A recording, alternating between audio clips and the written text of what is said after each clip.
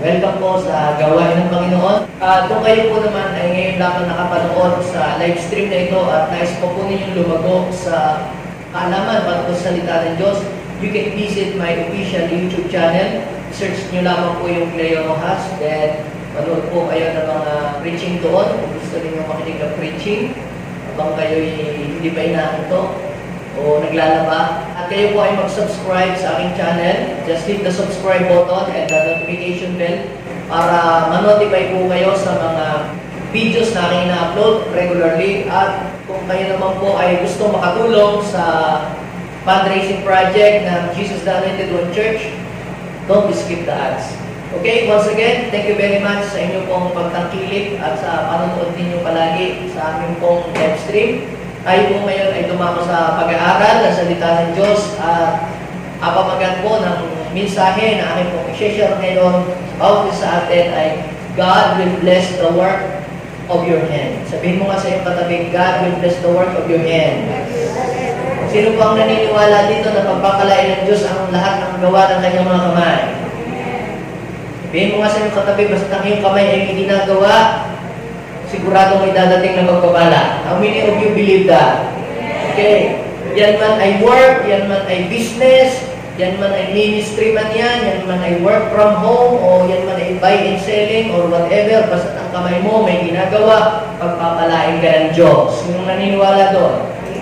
Pag po sinabi nating work of our hands, it talks about to the things that we are doing. Ito po ay tumutukoy sa lahat ng bagay na ginagawa natin. At kahit po ngayon ay may crisis, kahit mayroong mga pandemic, naniniwala ako na tayong lahat ay pagpapalain ng Diyos. Walang panahon, walang araw, walang oras na pinipili ang Diyos. Basta gusto ng Diyos na pagpalain ka, siguradong mapagpapala ang buhay mo. Okay. Samahan po ninyo ako sa pagbabasa natin ng salita ng Diyos. At ito po ay makikita natin sa Joshua chapter 5, verse 10 hanggang verse 12. Samantalang nasa Gilgal, sa kapatagan ng Jericho, ang mga Israelita, ipinagdiwang nila ang Paskwa noong hapon ng ika-14 ng unang buwan. Verse 11, kinaumagahan, araw pa rin ng Paskwa, kumain sila ng mga pagkain inani nila sa lupain yaon, sinangag na trigo at tinapay na walang libadura.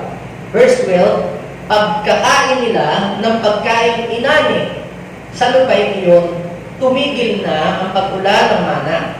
Kaya mula ng taong iyon, pagkain inaani sa Kanaan ang kanilang ikinabubuhay. Ang bansang Israel, hindi po lingid sa ating kaalaman na sila ay pinangakuan ng Diyos na bibigyan sila ng Panginoon ng lupain at sila ay magiging isang bansa at itong lupain ay bibigyan sa kanila ng Diyos. Ito ay masaganang lupain na ito daw po ay laging inuulan at ito daw pong place na ibibigay sa kanila ng Panginoon ay napakasaganang lugar, napakayamang lugar.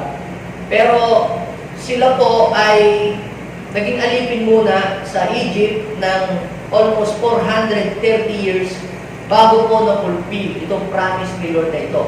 At noong pong dumating po yung oras na tutuparin ng Panginoon, na dadalahin na sila ng Diyos doon sa promised land na yon, pagkalabas po nila ng Egypt, doon po sa ilang ay naglakbay muna po sila ng 40 taon na paglalakbay. Dahil din po sa kanilang unbelief at dahil din po sa kanilang pagrereklamo sa Diyos, kaya po na-delay yung po kanilang journey at inabot po sila ng 40 years. At namatay po yung first generation, yung generation ni Moses, hanggang saan nakarating lamang po ay yung generation ni Joshua at sila po yung naka-experience ng pong mga blessing na ipinangako ng Diyos sa bansang Israel. Pero habang hindi pa po sila nakakarating doon sa lugar na ipinrepare ng Lord para sa kanila, pinoprovide po ni Lord ang lahat ng kanilang pong pangangailangan sa kanilang journey kasi hindi po sila makapagtrabaho dahil nga po sila ay naglalakbay, hindi rin naman sila pwedeng magtanim dahil po sila ay nagtatravel nga. So sa panahon yun, ipinoprovide ni Lord ang lahat ng kanilang mga pangangailangan for the past 40 years. Sabi ng Biblia, hindi naluma ang kanilang mga sapatos. Imagine po ninyo, hindi daw po nasira ang kanilang mga sandalyas. Sipin nyo yun, ha? Habang lumalaki yung paa nila, lumalaki din yung sapatos, stretchable yung sapatos. At yun daw kung mga damit po nila, hindi na luma. Paano kaya nangyari yun, ano? Eh, samantalang yung mga damit na binibili natin, 2 suot lang, sira na kaagad. Yun daw po mga damit nila, hindi na luma, hindi na sira. At isa pang maganda nun, mga kapatid, kung po sila ay naglalakbay sa ilang, kapag po sila ay nauuhaw, nagpo-provide si Lord ng tubig. Kapag ka po sila ay walang pagkain, nagpo-provide si Lord ng karne. Papadala si Lord ng mga pugo. Maraming supply na pugo ang binibigay sa kanila. Pag wala po silang pagkain, araw-araw may pagkain. Ang tawag po nila doon ay mana. Sa panahon na hindi sila makapagtrabaho, hindi nila kayang gumawa para sa pagtatrabaho, si Lord nag-provide po sila ng kanilang mga pangailangan. Kaya lamang po, sabi dito sa binasa natin, pagpasok po nila doon sa promised land, doon sa land ay pinangako ng Diyos sa kanila, sila po ay nag-celebrate doon. Dahil sila po ay nakarating na sa lugar na yon. Ito pong celebration nito is a celebration of victory, celebration of their deliverance. At sila daw po, nung nandoon na, ay kumain na ng sinangag na trigo at lahat daw po ng mga inani doon sa lugar na kanilang pinuntahan sa Kanaan. Pagkakain daw po nila, bigla daw pong nag-stop na ang pagulan ng mana. Ano po ba yung mana, mga kapatid? Ito yung pinrovide ng Panginoon para isupply sa kanila na wala na silang hirap, lulutuin na lang nila, pupulutin na lang nila. Dahil pinuprovide ni Lord ang lahat ng kanilang mga pangailangan. Kaya sa panahon hindi ka nakakapagtrabaho, hindi ka nakakapag-business, at may mga dumarating sa iyo mga blessing, mga bigas o mga ayuda, ang tawag diyan ay mana. Sasakay ka ng jeep, kulang yung pamasahe, tapos biglang may nag-deliver sa iyo bigla. Ang tawag diyan ay mana. Yung kapitbahay mo, nagluto ng adobo, nabigyan ka ba, wala kang ulam yung time na yun. Ang tawag diyan, mana, kapatid. Wala ka nang isasaing, biglang may dumating na 1 kilong bigas sa inyo, minakain ka. Ang tawag po diyan, mana. Pero kung araw-araw naman, yan na lang ang inaabangan mo, wala kang ginagawa, kung abang ka niya, yan ay masama na. O kaya, pansinin ninyo, yung pong mana, hindi po siya forever na umulan sa Israel. Yung po ipinagkaloob lang ng Panginoon kasi nga, nung time na yun, hindi sila makakapagtanim, hindi sila makapagtatrabaho kasi sila po ay nasa journey. Kaya kinakailangan nilang bigyan sila ng bigyan, ng ayuda, ng amelioration. Pero ano ang nangyari? Nung sila po ay nakapasok na doon sa Kanaan, ano po ang sabi doon sa verse 12? Nag-stop na at hindi na umulan ng mana. Eh, paano sila nabuhay? Sabi doon, ang kinakabuhay nila ay galing doon sa bunga ng kanilang inaani sa Kanaan. Ano po ang ibig sabihin noon, mga kapatid? Doon po ay pinatunayan ng Diyos na pinagpala ng Diyos ang lahat ng ginagawa ng kanilang mga kamay. Sino pong naniniwala dito na kahit lockdown, kahit crisis, the Lord will bless the work of His hands? Bago po natin pag-usapan yung mga blessing na yan, mga kapatid, pag-usapan po muna natin yung work. The Lord will bless the work of our hands. Bago natin pag-usapan yung blessing, pag-usapan po muna natin yung work. Ilan po sa atin dito, o sino po dito sa atin ang madalas nagpe-pray na, Lord, kalooban mo bang ako'y mag-work? Sino po nakapag-pray na lang gayon? Lord, kalooban mo bang mag-work ako? Kalooban mo bang ako'y magtrabaho? O hindi? O sa church na lang ako mag-full time? Now, gusto ko sabihin sa inyo, mga kapatid, lahat tayo kalooban ng Diyos na tayo po ay mag-work. 100% lahat ng tao kalooban ng Diyos na mag-work.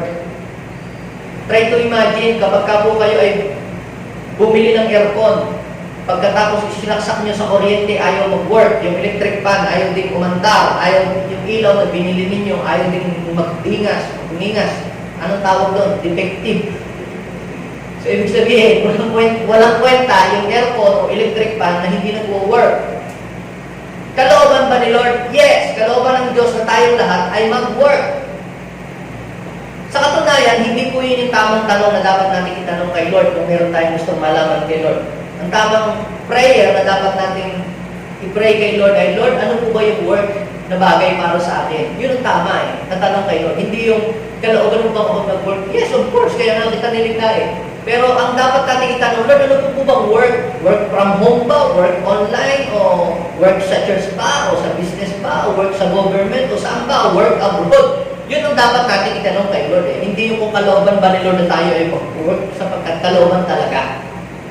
Sabi ng Panginoon, right after na malikha niya ang buong daigdig, di ba, nilikha niya langit lupa. Nung ika-6 na araw na, nilikha ng Diyos yung tao. Genesis chapter 1, verse 26, ngayon lalangin natin ang tao, ay ating gawin siyang kalarawan natin, siya yung mamamahala sa mga isda, sa mga ibon, at sa mga hayop. So, kapag sinabi natin, siya yung mamamahala, ano kaya, nakaupo lang kaya yun, tapos nakahiga lang kaya yun. Kapag sinabi kong mamamahala, may gagawin talaga, mag-work. At pinakita sa atin ang Genesis chapter 2, verse 15. The Lord took a man and put him in the garden of Eden to eat, to rest. Ano sabi? And the Lord took the man and put him in the garden of Eden to play. Tama? Anong dahilan? Ba't inilagay siya doon? Sabi po doon ay to work it and take care of it. Sa ibang translation ay to cultivate it. Dito natin makikita na tayong lahat mga kapatid, nung lalangin tayo ng Diyos, ay ine-expect ng Lord na tayo ay mag-work. May work tayo na gagawin. Dahil kung hindi tayo makapag-work, tayo ay defective o tayo ay paralyzed. Kaya kita ninyo yung mga tao may mga kapansanan, hindi sila makapag-work. Kumbaga sa kasangkapan, mga defective yun, may factory defective. Sa tao pala nangyayari din yun, ano? Pero kung wala ka namang sakit, wala ka namang malakas naman yung buong katawan, ikaw naman ay walang mga kapansanan, ina-expect na Lord na may work ka na gagawin sa iyong buhay o habang ikaw ay nabubuhay. Actually, mga kapatid, ayaw ng Diyos na ang tao ay nabubuhay sa mundo nang walang ginagawa. Sabi po sa Matthew, chapter 20, verse 1 to 6, sinabi ng Panginoon yung story na mayroong master na may-ari ng isang bukid na lumabas siya alas 6, nakita niya yung isang mga tao na tatayo tayo, walang ginagawa, sinabihan niya, punta kayo sa aming bukid. Magtrabaho kayo doon. Paglabas ng alas 9, ganun na naman, nakakita na naman ng walang ginagawa, sinabi, punta kayo doon, mag-work kayo sa aming bukid. Nung alas 12, nakakita na naman ng walang ginagawa, sinabi, punta kayo sa aming bukid, mag-work. Nung alas 3, nakakita na naman, uy, mag-work kayo doon sa aming bukid. Nung alas 5, nakakita na naman ng walang ginagawa, mag-work kayo sa aming bukid at kayo susweldohan ko.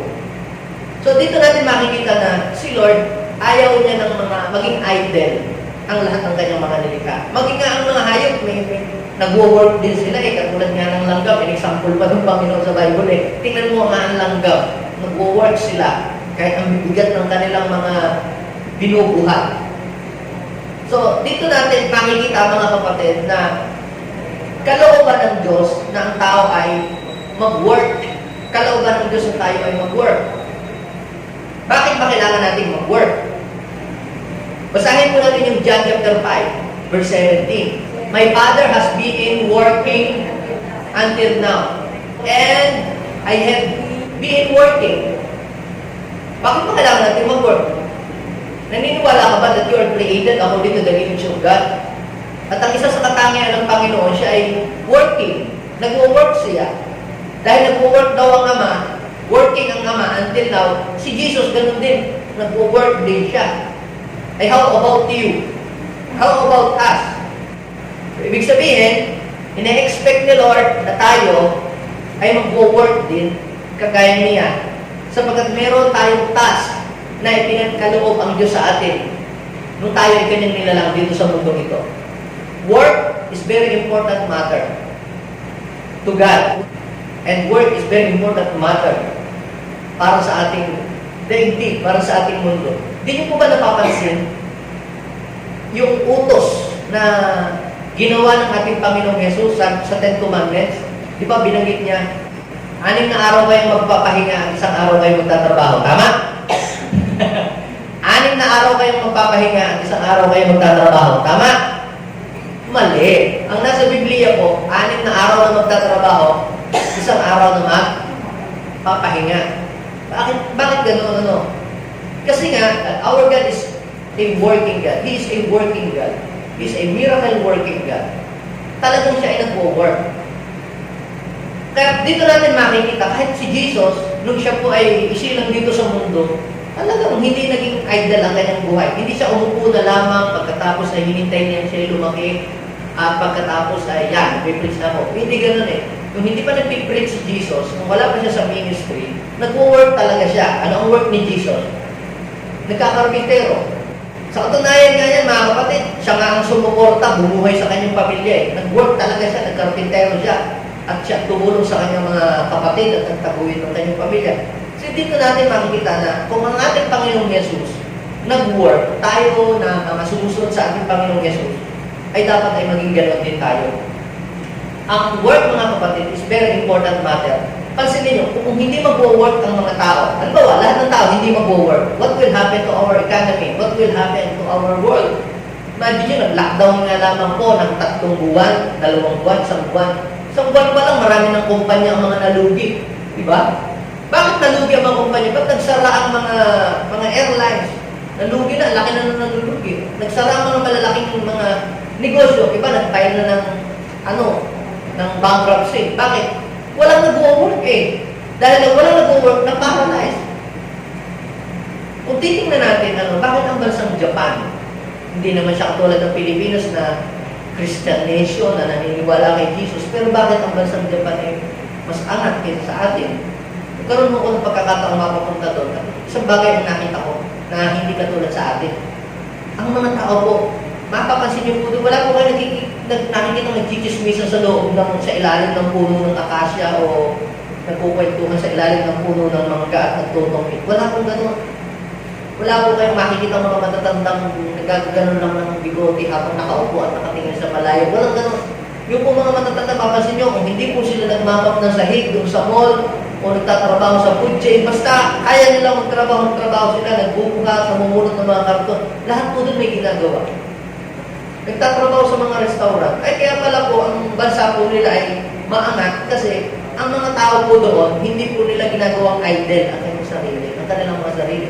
Bakit sa bansang Pilipinas, marami naman tayong mga natural resources, malawak naman ang ating mga lupain.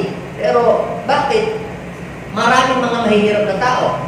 Alam niyo po kung bakit? Kasi majority, hindi naman lahat, gusto lahat ng kanilang kailangan iasa sa gobyerno. Pag natanggal ang bubong ng bahay, gustong ipagawa sa gobyerno, sa mga politiko, pati pako, hihingin sa gobyerno.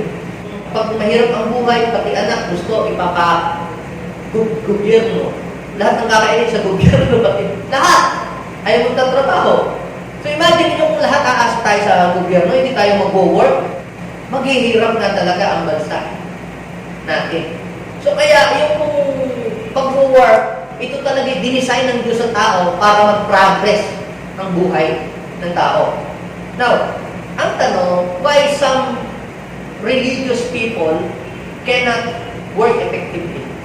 Bakit marami po mga religious? Isama na natin yung mga church people na naniniwala din naman sa Diyos. Isama na natin yung mga community of believers or Christians. Bagamat hindi ko naman nilalahat. Pero bakit? Why?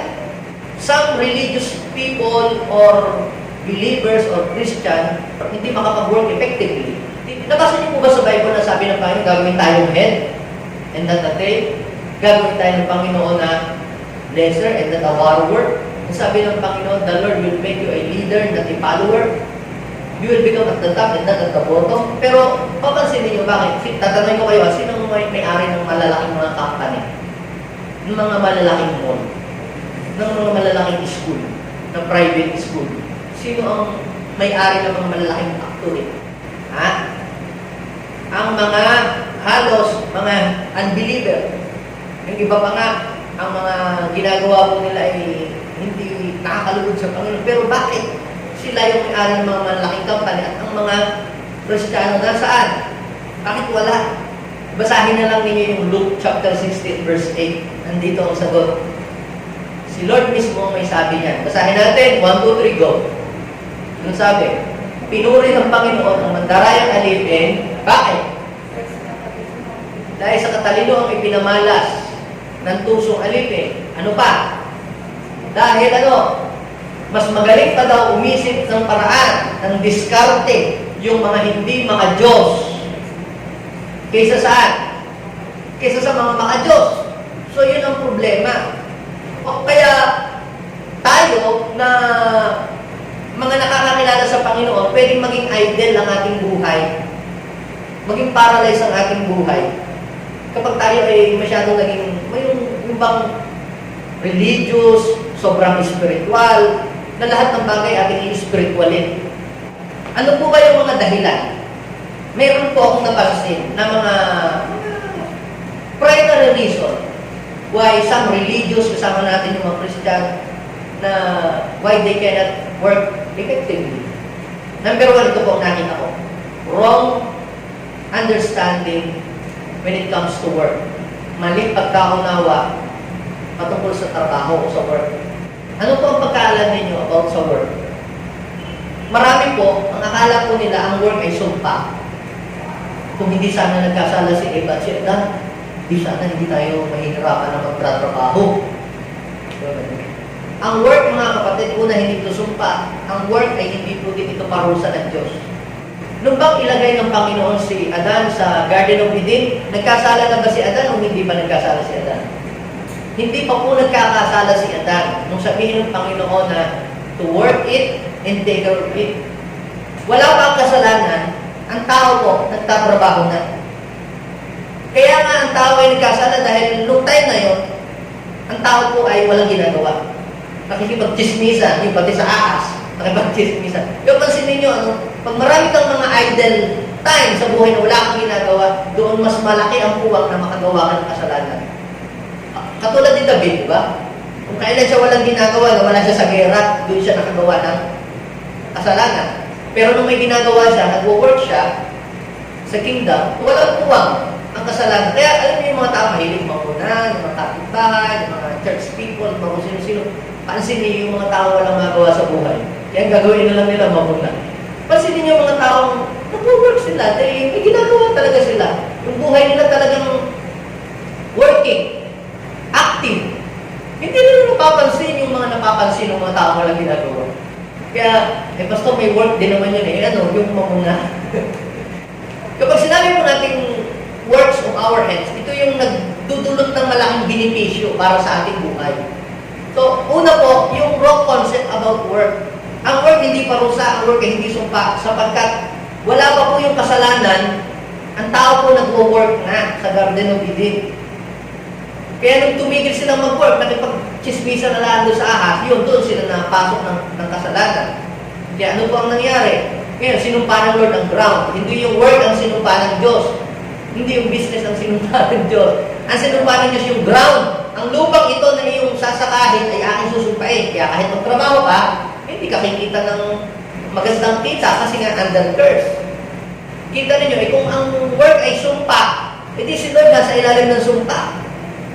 Even ang ating Ama ay nasa sumpa dahil sabi ng Biblia, until now, He is working. Until now. And I have been working. So, hindi siya sumpa, hindi siya parusa. Ang sinumpa ng Diyos, yung lupa. Kaya kahit magtrabaho, walang protection. Pero ang maganda nito, yung lupa, nung pumunta si Jesus dito, tinubos na ni Lord sa pamamagitan ng kanyang banal na dugo. Kaya ang lupang ito, tinubos na ng dugo ni Jesus.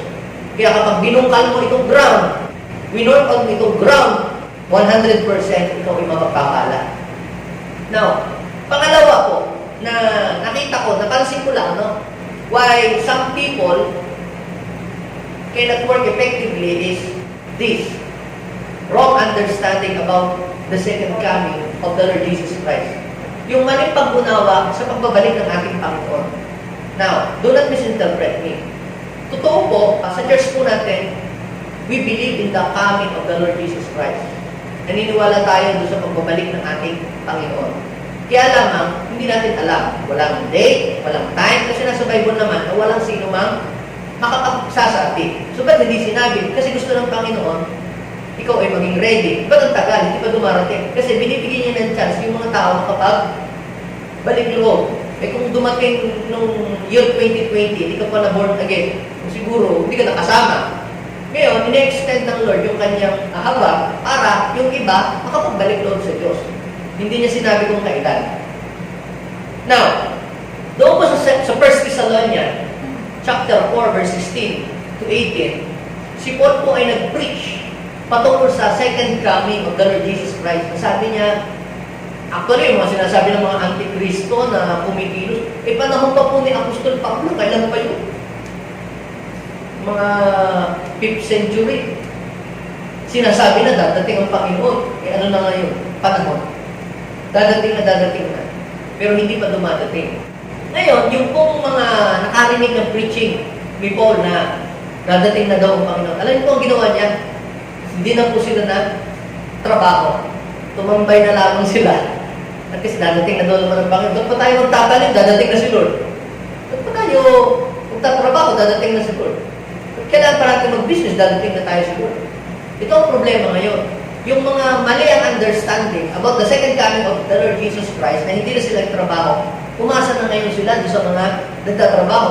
Ni-rebuke sila ni Paul. Sa 2 Thessalonians chapter 3 verse 8. Sabi niya, nagpagal kami, hindi kami kumain na hindi namin binayaran para mag-set kami ng example sa inyo. Tingnan ninyo sa verse 10. Sabi niya, yung daw ayaw magawa, huwag pakainin. Ngayon, ang tanong, alin ang nasa sumpa? Yung nagtatrabaho o yung ayaw magtrabaho?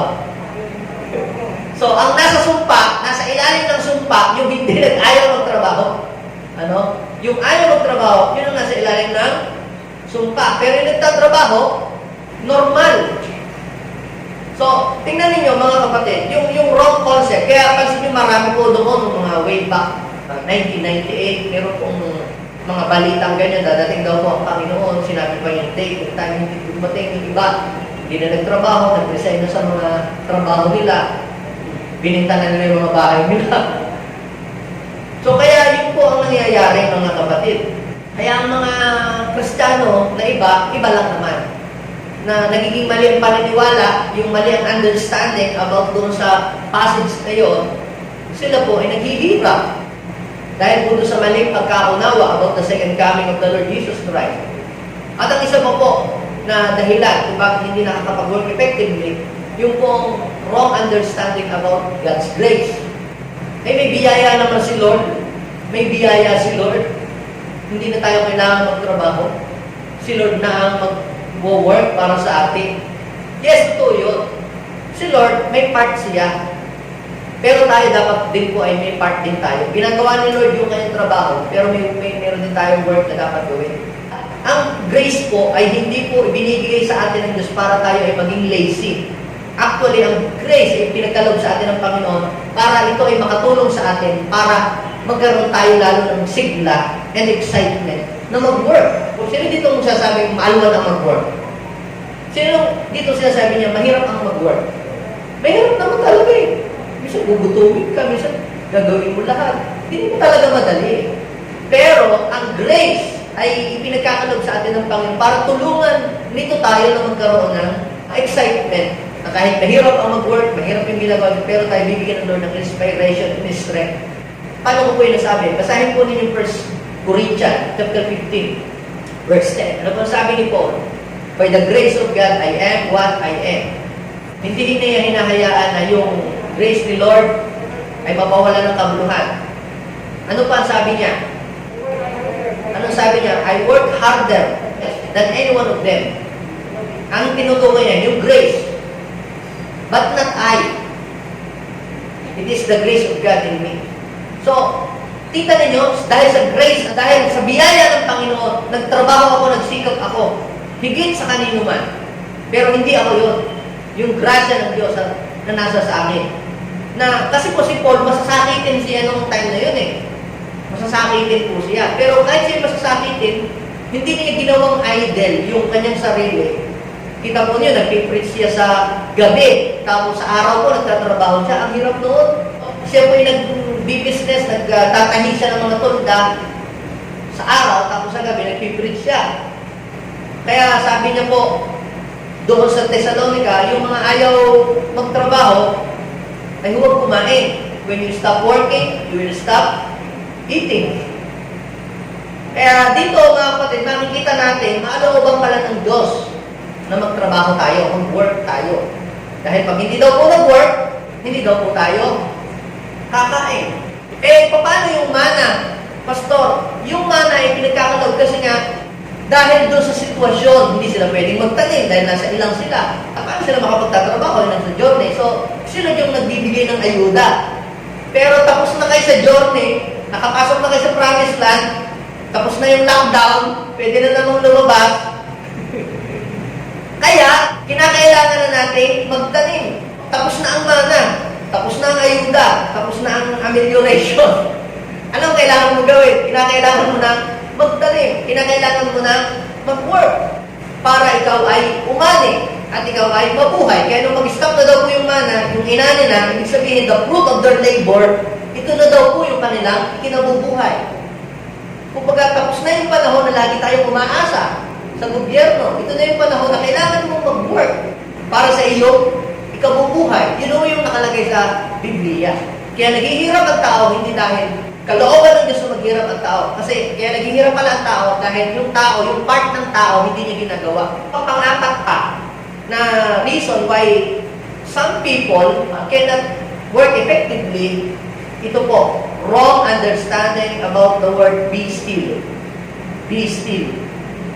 Nabasa niyo po ba yan? Yan yung nakalagay sa Psalms 46 verse 10. Wala kang dapat gawin. Diba yung kay Moses, nung natrap na sila sa isang place, iba naman po ang tinutukoy doon. Hindi po yung patungkol sa pagtatrabaho.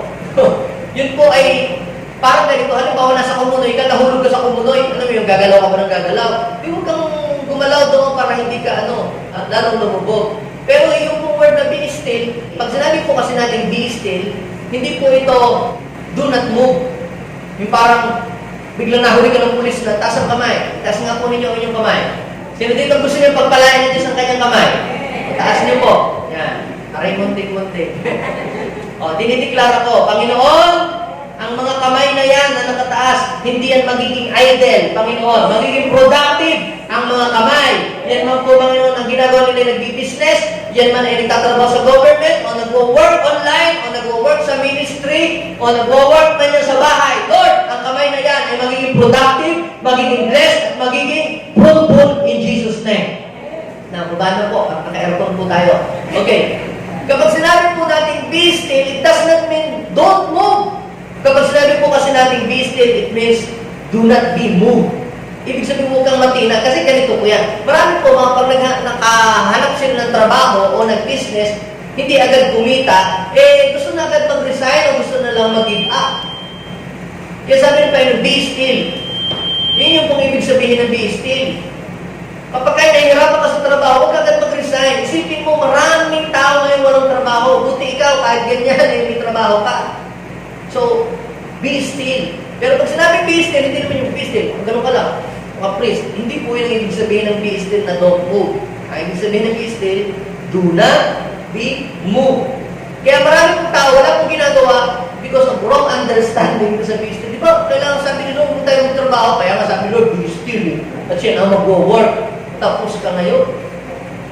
Kaya hindi magiging productive at magiging fruitful ang iyong buhay dahil mali yung iyong pagka-interpret doon sa salita ng Diyos. Now, how God will bless the works of our hands? Paano naman ngayon pagpapalain ng Diyos ang gawa ng ating mga kamay? Siyempre, dapat ang ating mga kamay ay may ginagawa. Dahil kung ang ating kamay po, mga kapatid, ay walang gagawin, hindi pagpapalain ng Diyos. Kasi yung mana, yung ayuda, yung po ay temporary na blessing. Temporary. Hindi, Pastor, di ba? Si Elias ka, di ba? May magpapadalang uwak. Bakit nagpapadala ng uwak? Kasi ng time na yun, ayaw ng Panginoon na mahuli si Elias ni Ahab kasi papatayin niya. Kaya inutusan niya yung mga uwak na magdala ng ayuda kay Elias. Kaya lamang si Elias, parang yatang yung parang nag-enjoy na doon sa mga uwak na may nagbibigay. Nung magtagal, yung mga uwak, nanawa din magbigay ng ayuda sa kanya, di ba? Nabasa niyo yung storya na yun, hindi naman forever na nagbibigay yung uwak. Naubos din ang may bibigay yung uwak, kaya tumigil na yung uwak, kaya umalis na siya doon Kaya sabi, umalis ka na dyan. Wala na yung uwak na nagbibigay sa iyo. Una po, para po i-bless ng Lord yung gawa ng ating mga kamay, the Lord will bless the works of your hands as long as you are doing God's purpose for your life. As long as you are doing God's purpose for your life. Hindi ibig sabihin na, uy, si pastor ganito, si pastor ganyan, nung pastor siya, uy, gumanda ang buhay niya. Dati naman ang hirap ng buhay niya, gumanda ang buhay. O si bishop, nung maging bishop, gumanda ang buhay. Nung hindi naman siya bishop o pastor, siya hirap ang buhay. Magagaling na din ako, magpastor na rin ako. Ang tanong, yung ba talaga yung calling mo? Nakita mo, yung kapitbahay namin nagsundalo, gumanda ang buhay nila. O ako din, magsundalo din ako. Ang tanong, yun ba talaga ang purpose ni Lord sa iyong buhay? O nag-teacher yung aking pinsan, o mag-teacher na din ako. Kinakailangan you must discover your purpose. Uy, nag-abroad yung aking kumare, mag-abroad na din ako kasi gumanda ang buhay niya. Kapag patayo agad ng bahay, is pang-alis lang niya. Kaya lang, mga kapatid, every person is unique. Hindi tayo pare-parehas na ginawa ng Panginoon at hindi pare-parehas tayo ng kakayahan na dapat gawin. Katulad halimbawa ni Jacob. Saan siya pinayaman ng Panginoon? Sa pag-aalaga ng mga tupa at mga bakahan. Bakit si Isaac? Iba sa agriculture, sa mga pagtatanim. Iba't iba. Iba't si Joseph, hindi naman sa pagtatanim, hindi rin naman sa pag-aalaga ng baka. Saan? Sa management. Yung sa paghahawak ng mga tao, sa pamumuno. Wala namang alam siya sa pagtatanim. Kaya, kapag hindi mo sinerve ang iyong purpose, magugutom ka. Pansinin niyo, kung ang mga farmer, hindi nila sineserve yung purpose nila, what will happen? Magugutom ang mundo, tayo lahat magugutom. Kaya kailangan natin i-serve natin ang purpose natin sa pagkalita sa atin. At once na sineserve mo yung purpose, the Lord will bless the works of your hands. Pag nasa mali kang lugar, at nasa mali kang vision o nasa mali kang calling, nag-ooperate ka sa maling calling, hindi magpa-prosper ang buhay mo. Wala yung pinagkaiba doon sa pinipilit mong isuot yung sapatos na hindi naman iyo yung sapatos na yun. Nasubukan ninyo magsuot kayo ng sapatos na hindi yun inyo. Di ba parang hindi mo napapaltos-paltos sa mga tao kasi hindi akma. Alam mo, hindi yun ang pinipilit mong hindi maging yun na hindi ka naman yun. Dapat hanapin mo yung iyong calling. At pag nag-operate ka din sa iyong calling, napupulfill mo yung purpose. Napansin niyo po ba nung si David, inutusan nung pupunta na siya sa gera. Ang sabi po ni King Saul, sige, isuot mo itong aming baluti. Ito ang iyong PPE, kasi lalabanan mo si Goliath. Kaya lang, isuot na yung kanyang armor, hindi siya makagalaw. Hindi mo ba? Kasi hindi siya sanay doon. Pinipili, hindi, suot mo yan, suot mo yan, suot mo yan. Ay, hindi nga siya makagalaw eh. Kasi hindi siya sanay doon. So kaya niya hinubad. Mas komportable siya doon sa kanyang kasuotang pampastol. Kasi pastol siya, hindi naman siya nung time na yun, hindi naman siya hari. Magiging successful ka kapag nag-operate ka doon sa calling, doon sa purpose ni Lord sa iyong buhay. Kaya i-discover mo yun. Ano ba ang calling ni Lord sa buhay ko?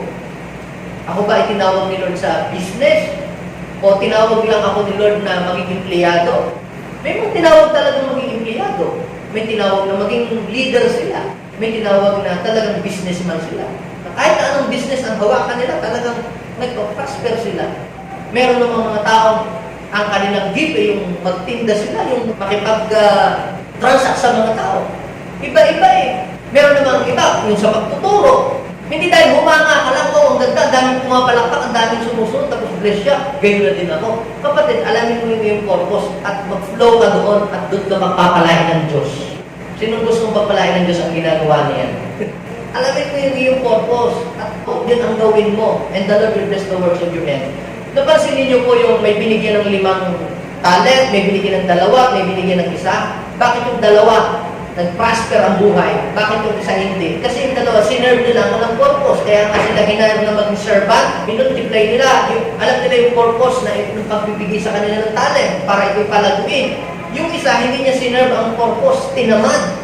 Hinihukay lang, binuho sa ilalim ng lupa. Anong nangyari? Sa halip na dumami, na wala pa sa kanya, napapunta doon sa mayroong maraming mga talento. Kaya yung kakaunti na nga yung kanya, nakuha pa. Yan ang nangyayari. Kapag hindi mo sineserve talaga yung purpose mo at hindi mo dinidiscover, gutom, hirap ang mangyayari sa iyong buhay. Kaya yung iba pala ay nagpa-progress kasi na-discover na nila ang purpose nila sa kanilang buhay.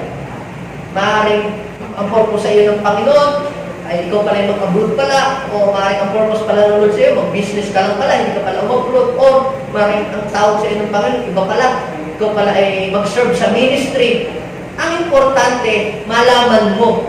At pag nalaman mo, at ikaw ay nag-focus doon ipaprosper ng Diyos ang iyong buhay. Hindi dahil ayaw kong pagpalain ni Lord, baka nasa mali ka lang lugar, o baka nasa mali kang bansa.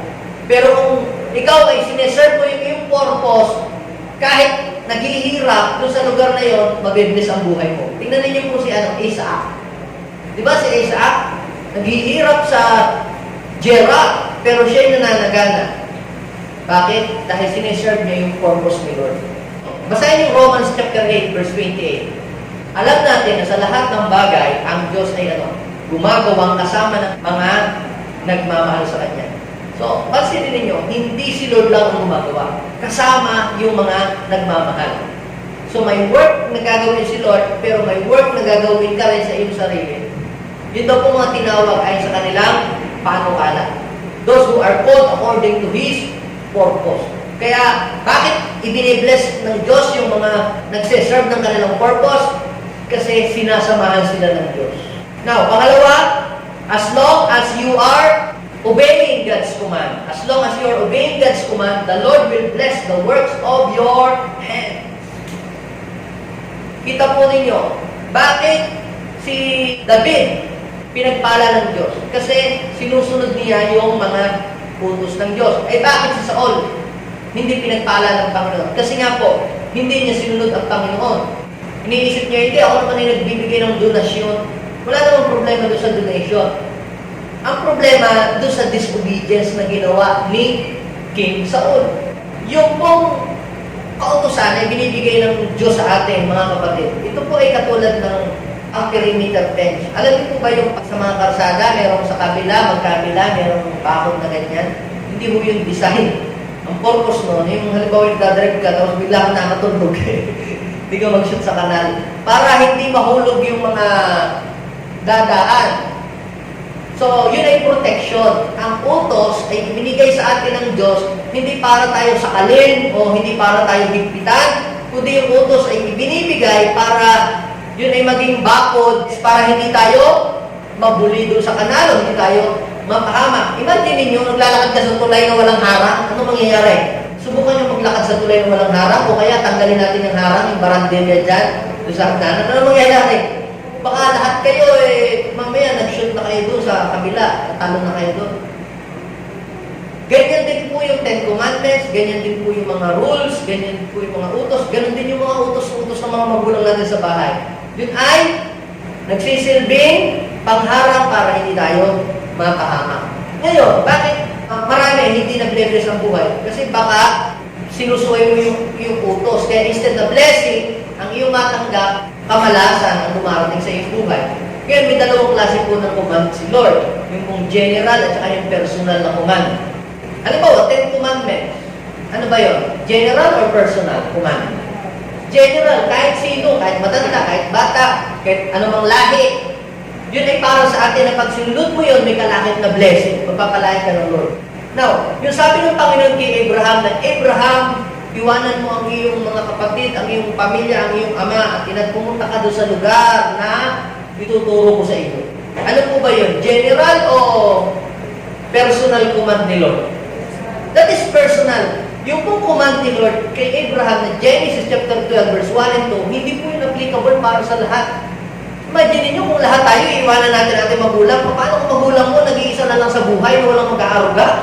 Hindi, sabi ng Genesis, iiwanan natin yung mga iwanan ng ama magulang. Paano yung uugod-ugod na?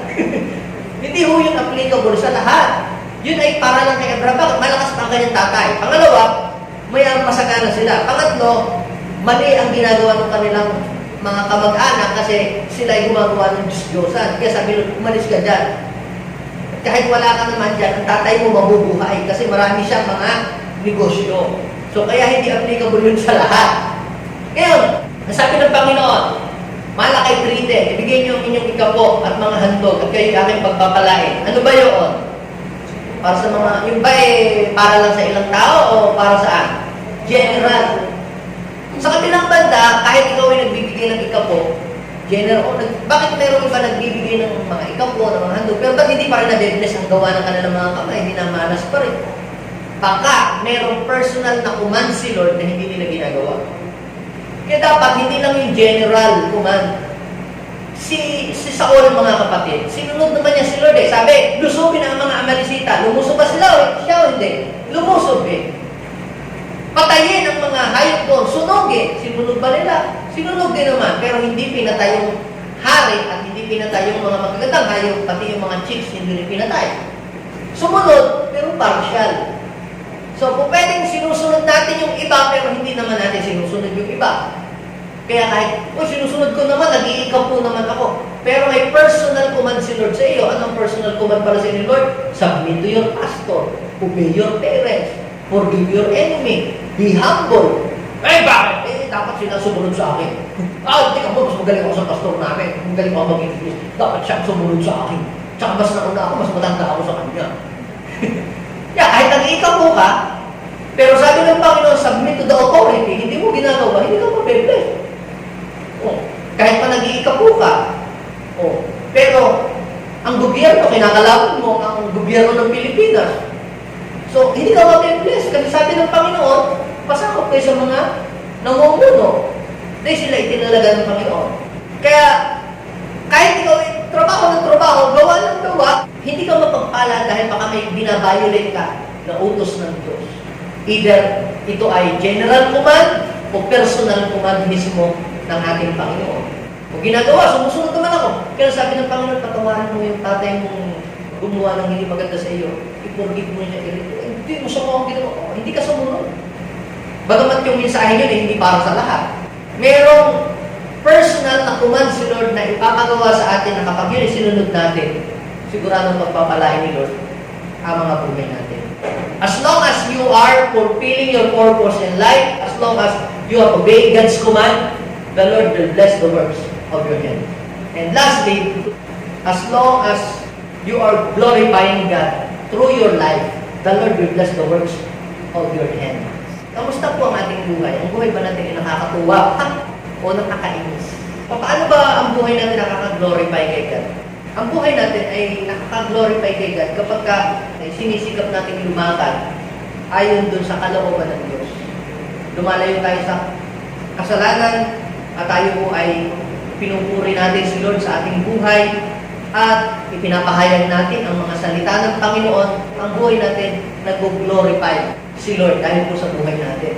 Kung tayo po ay hindi gumagawa ay sa kalooban ng Diyos at puro liko ang ating ginagawa, puro panlulok o panggagancho, pangdadaya, tiyak, hindi makaka-glorify, hindi nag-glorify si Lord. At ano ang magiging outcome nito dahil hindi tayo nakakapagbigay ng lugod at makapagbigay ng glory, hindi i-bless ng Diyos ang ating mga ginagawa. Ikaw ba ay nakakapag-encourage ng buhay ng iba o nakakasakit lagi ng buhay ng iba? Laging ikaw ay nakaka-discourage sa buhay ng ibang tao. O lagi kang may kaaway. Mahirap yun. Lagi kang may kaaway. Kasi lahat ng inaway mo, ganito yan. Magsusumbong yan sa Diyos. Panginoon, siya po, Lord. Pinaktan po niya ako. Panginoon, sinigawan po niya ako, Lord. Panginoon, diniscourage niya ako. Panginoon, nilain niya ako. Imagine mo kung 20 tao yung iyong nilain. Lahat yung nagsumbong sa Diyos. Matutuwa ba ang Diyos sa iyo ngayon? Pero sa kabilang banda, yung mga taong yun, ginawa mo ng mabuti, in-encourage mo, pinalakas mo, tinulungan mo. Magsasabi din yung, Lord, dahil po sa Kanya. Kaya po ako nakapagpatuloy ito, dahil po sa Kanya. Kaya po, ako'y nagkaroon ng direksyon ng buhay. So, matutuwa si Lord doon sa taong yun. At dahil natutuwa si Lord, ano ang kasunod? Magpapalain mo siya lahat ng kanyang ginagawa. As long as we are glorifying God through our lives, the Lord will bless the works of our hands. Kapag ikaw ay nagpapagamit sa Diyos ng may kagalakan, pinapagamit mo sa Diyos ang iyong mga talento, the Lord will bless the works of your hands. O tingnan si Kuya Evan, di ba? Lagi siyang nagseserve sa Panginoon. Sumusunod sa magulang, nagseserve kay Lord. Paglinggo, natin. Pinapagamit ang kanyang talent. So, ibinibless ng Lord ang kanyang trabaho. Kaya nandito lang na. Ang bilis mo makahanap ng trabaho. Ngayon, nagtatrabaho na naman siya. Yun yung sabi ng Panginoon, that the Lord will bless the work of your hands. Kasi pag sinabi po natin works of your hands, It talks about the things that you are doing. Sa lahat ng gagawin mo. Kapag ang iyong palang buhay ay naging maayos, glorify kay Lord, nakatama ang iyong buhay, nakasentro sa kalooban ng Diyos, pansinin niyo, i-bless namin Diyos ang lahat ng gawa ng iyong mga kamay. Pero kung wala kang ginawa, kundi manggulo ng mga buhay ng tao, mag-rally lang sa kung saan dyan, siraan ng ating pamahalaan, nasabihin ko sa iyo, hindi mabibless ang buhay mo. Kasi kumukontra ka doon sa kalooban ng Diyos. Subukan niyo yung dumaan doon sa rough road. Kapag rough, umiiwas yung mga tao doon sa rough. Saan niya dinadaan yung sasakyan? Doon sa plain. Ayaw nilang dumaan doon sa rough. Kaya pagka ang buhay mo hindi maayos, iiwas ang blessing sa iyo. Saan pupunta? Doon sa maayos.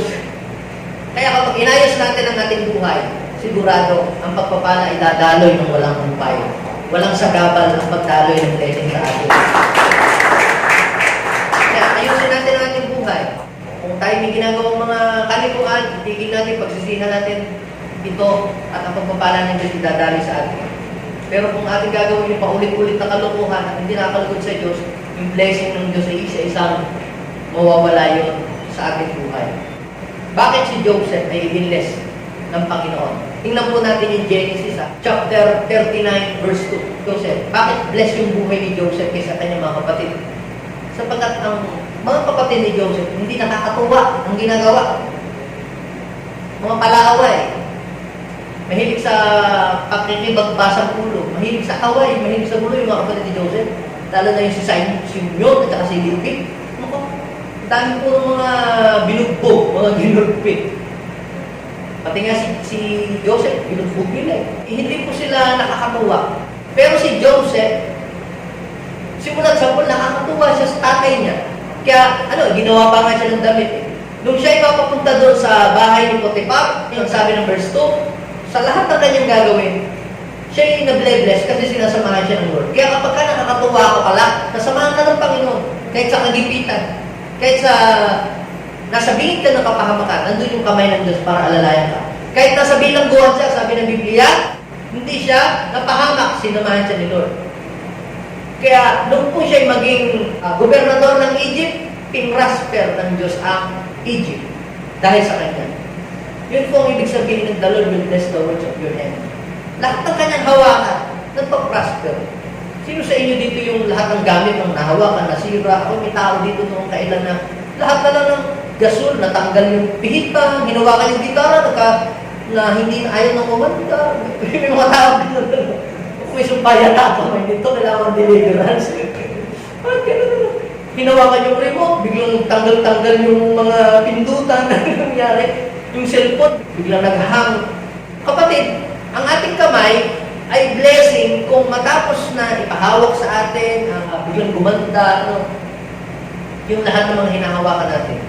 Yan man ay small group, o yan man ay mga kumpanya, o yan man ay church, ay nagpa-prosper. Ibig sabihin, binibless ng Diyos ang work ng iyong hand.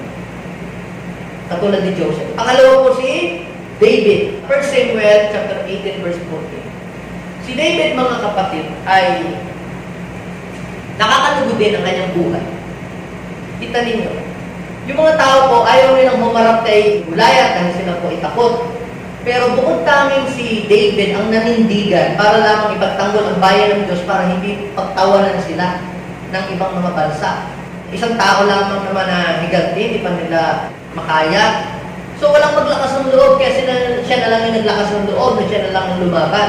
Ibig sabihin, nabigyan niya ng kaluwalhatian ng Diyos. At dahil nabigyan niya ng kaluwalhatian ng Diyos, sa lahat ng gagawin niya, sumasama ang Diyos sa kanya. Pagkatapos, pinagpapala ng Diyos yung lahat ng kanyang mga tao na hahawakan. Kaya namuno siya ng 20, 30, 50, hanggang libu-libong tao na kanyang hinahawakan. Nagsasaksin talaga.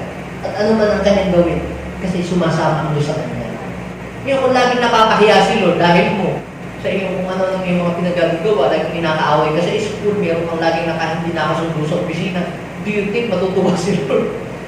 Ikaw matutuwa ka ba? Kunyari galing school yung iyong anak, kunyari, oy, tatawagin ka lagi sa office ng kakusapin ka ng principal kasi may binatukan, may binuli yung anak, di ba? Hindi nakakapagbigay ng kaluguran. Sa kabilang banda, kapag ka laging honor ang iyong anak, kapag laging merong award, Di ba proud ka, masaya ka din? Tapos natutuwa ka, ano bang nang request, binibigay mo, kahit hindi humihingi, binibigay mo. Meron kang special gift para sa Kanya. Ganun din si Lord. Bine-bless tayo kapag nakakatuwa ang buhay natin.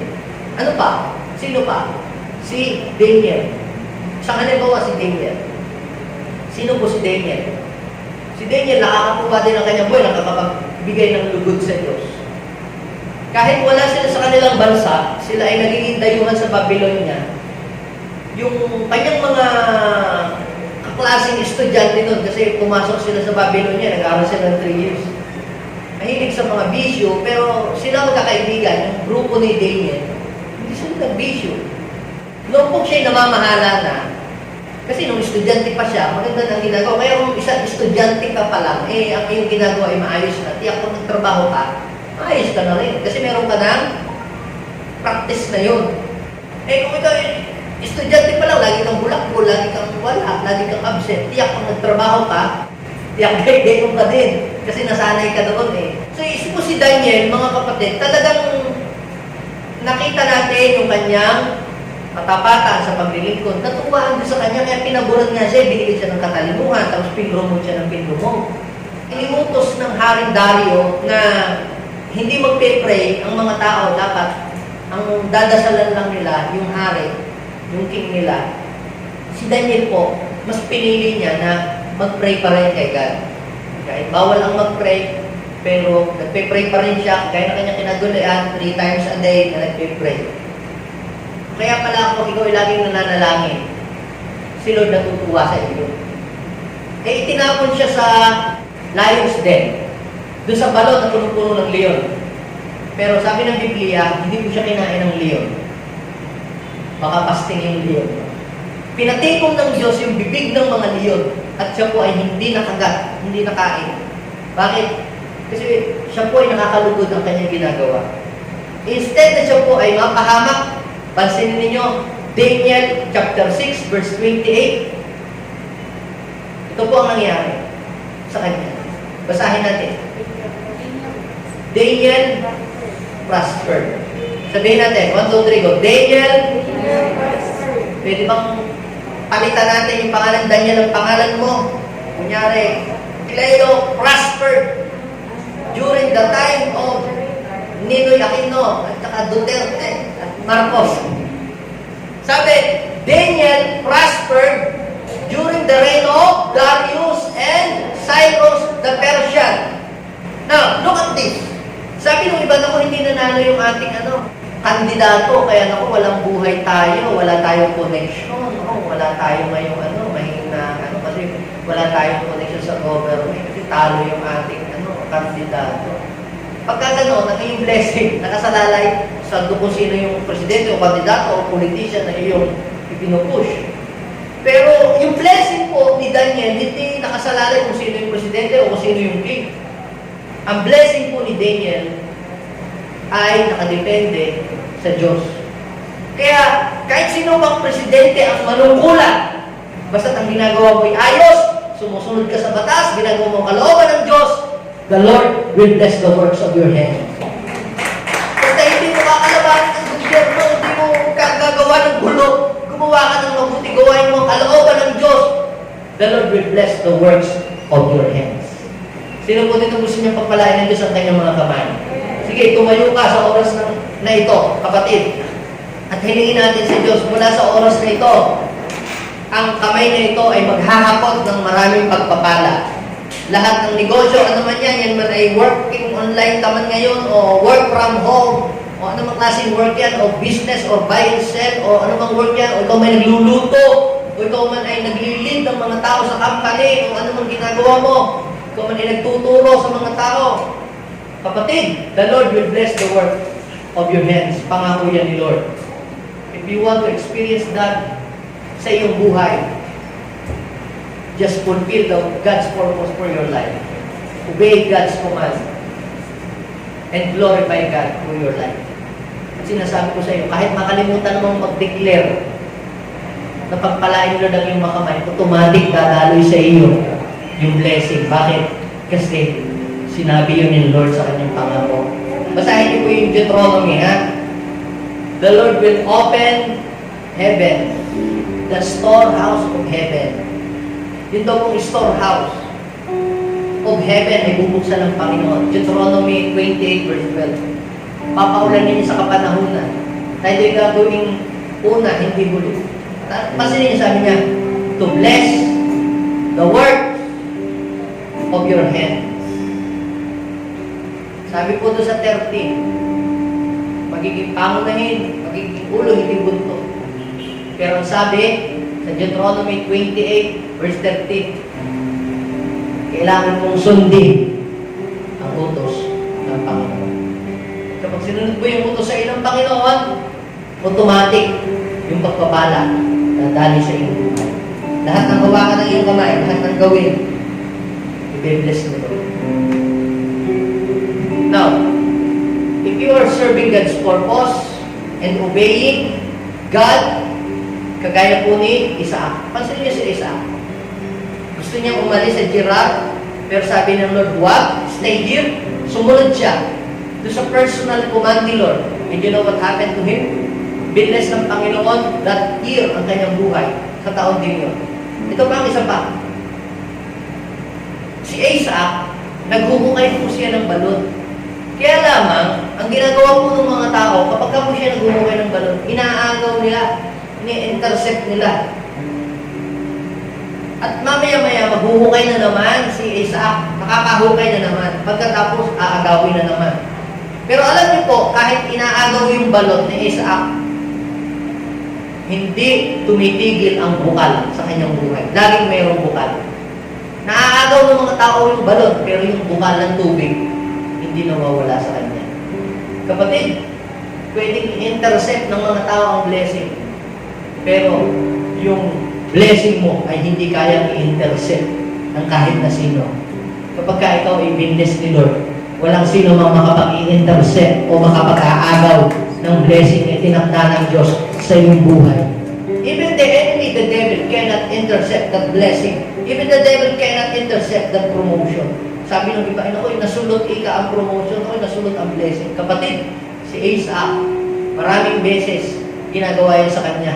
Pero si Lord, hindi siya hinahayaan na maargabyado. Lagi siyang pinagpapala ng Diyos. At yan ay kaya din gawin ng Diyos sa iyo at sa amin. Amen? Palapakan natin si Lord. God, isinisigaran po, Panginoon, sa oras na ito, mula ngayon, lahat ng sumpa sa mga kamay na ito ay aming ipinapagpag, aming iwinawagsik. Lord, lahat ng espiritu ng laziness in our hands at pagiging unproductive, Panginoon, Lord, amin itong iwinawagsik sa oras na ito. Lord, lahat ng mga gawa ng kamay na ito na hindi kaaya-aya, lahat ng gawa ng kamay na ito na hindi tama, Lord, we totally surrender them all to you. Lord, forgive us sa lahat ng bagay na nagawa ng aming mga kamay na hindi mabuti, sa lahat ng nagawa ng aming kamay na hindi tama. Kung ang kamay namin ito ay nakagawa ng hindi tama sa iyong paningin, Lord, forgive us. Cleanse our hands, O God. Hugasan ng banal na dugo ang kamay na ito. At mula ngayon ang kamay na ito, Panginoon, iniaalay namin sa iyo. Ini-offer namin ito sa iyo. Ang kamay na ito ay makapagbigay ng kaluguran sa iyo, Panginoon. Yes, come on. Right now, stretch out your hands. Yes. Lord, idinitiklara ko, Panginoon, mula ngayon, ang kamay na ito ay magiging daluyan ng pagpapala. Maraming tao, maraming kumpanya ang mapagpapala. Even ministry will be blessed sa pamamagitan ng mga kamay na yan. In Jesus' name. Maraming tao maaakay, madadala sa kaharian ng Diyos sa pamamagitan ng mga kamay na yan. Maging ang inyong pamilya isasagana sa pamamagitan ng mga kamay na yan. Lord, I speak life sa mga kamay ng inyong mga anak, Panginoon. Lord, lahat ng na-paralyze na kamay, Panginoon, ito ay mabuhay in Jesus' name. Lord, lahat ng idle na kamay, ngayon ay maging productive at magkaroon ng buhay. I speak life, O God, sa mga kamay ng iyong mga anak. At mula ngayon, Panginoon Lord, lahat ng mahawakan ng kamay na ito ay pagpapalain mo. Yes, in Jesus' name. Sige, come on, pasalamatan natin ang Panginoon. Lord, maging ang mga may sakit, na makatungan ng kamay na ito, Lord, ay gagaling silang lahat. In Jesus' name. In Jesus' name. Ang kamay na yan ay magiging productive. Kahit pandemic, Bigyan mo sila ng anointed na mga kamay. Lord, maging anointed ang kanilang mga kamay mula sa oras na ito, Panginoon. Hindi sila maghihirap, Panginoon, sapagkat binigyan mo sila ng masiglang mga kamay, Panginoon, O Lord. Lahat ng kanilang gagawin, Panginoon, ay magsasaksi, Panginoon, dahil ikaw ay may pagpabalak inilagay sa mga kamay nila, Panginoon. Merong healing power, merong miracle and anointing na inilagay ka ngayon sa kamay ng inyong mga anak. Maraming salamat. Hinaangkin namin ang tagumpay. Bless niyo po, maging mga taong nanonood ngayon. Supply mo lahat ng kanilang pangailangan. Tanggapin nila ang kagalingan kung meron silang sakit. At tanggapin nila, Panginoon, ang kapayapaan kung sila ay merong struggle sa buhay. Lord, I speak life sa iyo.